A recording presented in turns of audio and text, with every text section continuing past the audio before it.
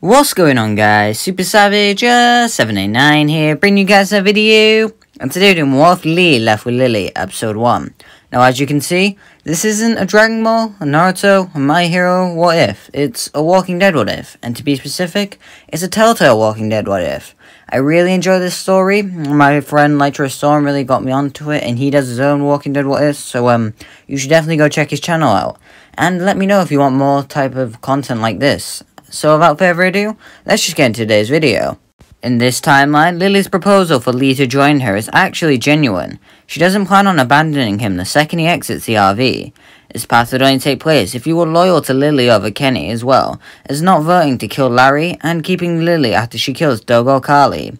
Lee would do what Lily said and goes over to Clementine, telling her that he needs to speak to her about something in the RV. She'd obviously listen to Lee, and so she goes with him over to the motorhome. Once entering, Lee would either get the option to tell Clementine straight what's happening, be very vague about it, or lie to her and tell her that they're going to go get some medicine for Duck. If you say the former two options, Clementine will be upset and annoyed at Lee for just abandoning her friends. Lee would look somber about it, but tries to console Clementine as Lily drives away. If you lied to Clementine, she'd be okay with it and is happy to go along. Lily then drives away with Lee and Clementine, abandoning Kenny's family and Ben in the process. As they begin to leave, Lee would talk to Clementine about what's happening. If you lied to Clementine, would figure out about now, and Lee would have to apologize. You'd get a variety of different dialogue options, none of which really matter in the long run. Lee would then go up front to talk with Lily. She thanks him for coming along and asks if he thinks they made the right call.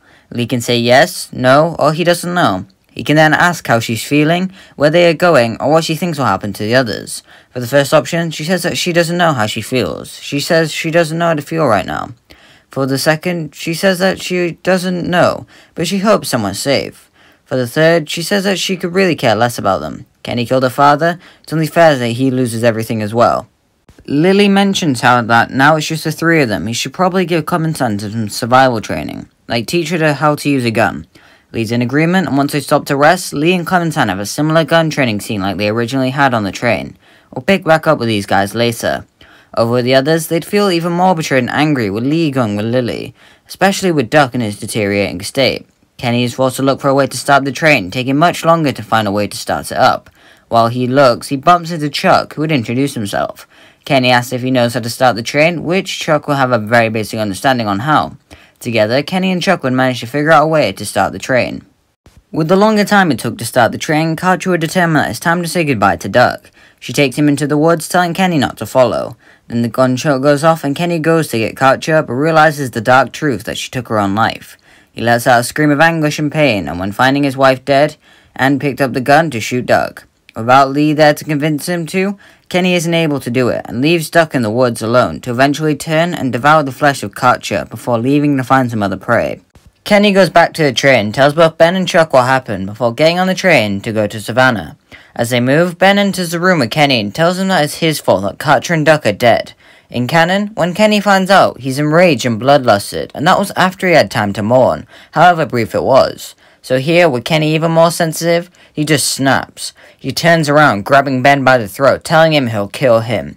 He punches Ben across the face a couple times, breaking his nose, leading to Ben cowering. He tries to get away by running over to where Chuck is at the front of the train, trying to ask him for help. Chuck tries to tell Kenny to calm down, but Kenny isn't listening. He pushes Chuck out of the way and lands another punch on Ben's face. He then grabs him by the vest and throws him over the front of the train. As he screams, both Chuck and Kenny listen for the loud crunch and squelch noises as the train turns Ben to mush. Kenny begins to come to his senses. He begins to cry into his hands, realizing what he's done and how he's become a monster. Chuck tells Kenny that he should learn to control that temper. His people skills clearly aren't the best. He'll need people if he wants to survive, so the next people they run into, they should consider not killing. That'd be a good idea. As they move, they run into the tanker where they meet Krista and Omid. Or do they? Remember, the train started moving later due to Kenny and Chuck's incompetence, so by the time they arrive at the tanker, Krista and Omid are long gone. Kenny would do his best to figure out how to get the train moving, but won't be able to figure it out, and curses to the high heavens. Kenny begins a long walk to Savannah where he and Chuck part ways, as Chuck can live in the train even if it isn't moving. While it's likely Kenny will get caught up in some walkers, I'll say he makes it to Savannah after a couple days. Maybe he fights off the occasional walker, but nothing he can't handle. He makes it to Savannah and begins to look for shelter. As he moves, Molly rings the bells to get around, which alerts a bunch of walkers onto Kenny. Kenny fights off the walkers as best he can, ending up in the sewers. He fights with all his might, but ends up getting swarmed and pinned down where he's inevitably killed. It's sad, but without anyone, Kenny is screwed. Let's pick back up with Lee, Clem, and Lily. After a couple of days moving, I think they'd end up having a problem with the RV, where the loud boom is heard. Lee tells Clementine to stay inside as he goes to look at it alongside Lily. As they go to look at it, they hear someone ask, "Are you guys okay?" They turn and see a couple not far away, who we know as Christian O'Mead. Lee would get a variety of dialogue options, but they would all lead to the same thing, of O'Mead trying to help Lee out with the RV. He mentions how a car part is broken off, and would lead to a puzzle where Lee checks broken cars for the correct part, and puts it in the RV. Lee would ask Krista and O'Mead if they want a ride, which Lily would be reluctant about. Lee convinces her with dialogue options, and it has two outcomes. If he succeeds, then he succeeds, and the couple are allowed in as you'd expect. If he fails, then Clementine would ask Lily to please help them, and she'd let them on, although begrudgingly. As they move, Lee and Lily are both up front when they hear Clementine's radio go off. They interrogate her about it, and she'd end up saying the guy on the radio is just trying to help. They have no way to follow this up, so they decide to be cautious and keep an eye on Clementine. Military background, her paranoia, and her love for Clementine. She says that they'll take shift, who offers to take first watch. After a couple hours, a scream wakes up Lily and Lee as they realize it's Krista. They both run outside with guns at the ready. They see O'Mead tied up and bloodied and all go to untie him. They ask what happened, and he mentions how he heard a noise behind him. He turned around to check on it, but he was hit in the head with a gun. When he came to, he was like this. Lee will look behind them and sees Clementine's hat. He darts over and realizes what's happened. Lily mentions that it was the guy on the radio, and if you didn't tell Krista and O'Mead about the guy prior, they'd be a lot more interesting in a duo. It only affects dialogue though, so don't worry. On the radio, the guy says, "Hello, Lee," and Lee would be given dialogue options to talk with the stranger. It all leads to the stranger saying that she is more safe with him, and cuts off communication. This angers Lee as Lily begins blaming Krista and O'Mead. Krista stands her ground, and Lee would get the typical options of siding with one party, or sitting on the fence. Lily tells Lee that they should try and track down the guy by tracking his footsteps and stuff like that. Lee asks Krista and O'Mead to hold down the fort until they get back, which they agree to as Lee and Lily enter the forest. As they look around, Lily tells Lee that she's beginning to feel regret for killing Doug or Carly. Maybe she wasn't thinking straight after Larry's death after all. Maybe she still isn't thinking straight. Lee can either tell her it's okay, that it's in the past, or they didn't deserve that. Either way, the conversation will be cut off when Lee's radio goes off. Clementine is on the other side, and she whispers in for Lee.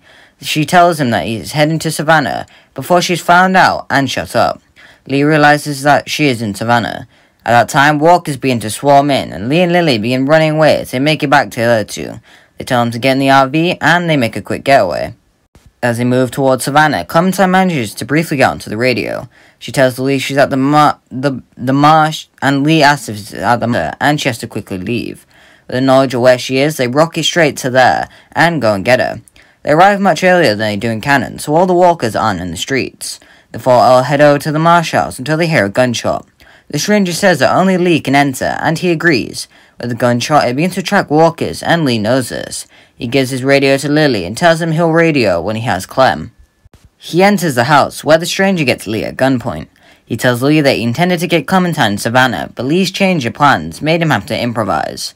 Lee asks why he brought her to the marsh house, and he says that his wife told him it was a good place. Their interaction lead to Lee either killing the stranger, or Clementine doing it herself. As they go to leave, the walker jumps Lee and tries to bite him. Unfortunately, he succeeds and bites Lee's neck just before Clementine shoots the walker. Both Lee and Clem realize that Lee's going to die, so Lee decides to focus on saving Clem. He gets the radio and radios to Lily about what's happened. She apologizes to Lee about what happened, and he gets to say some things. Lily and Lee devise a plan to save Clementine, while Lee takes her to the back of the marsh house. They see how there aren't any walkers there, and so Lee tells Clementine she has to go through there and find Lily, Krista, and O'Mead. They would have the same interactions, where Lee is either shot, or Clementine leaves him. She then finds the other three, and they all leave in the RV, remembering the sacrifice Lee has made.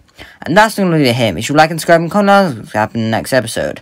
Again, let me know if you really do like this kind of thing. Also, I do think this what if is really cool, as it does have the whole options with Lee, either siding with Kenny or Lily, and it does make it much higher. So, yeah, bye!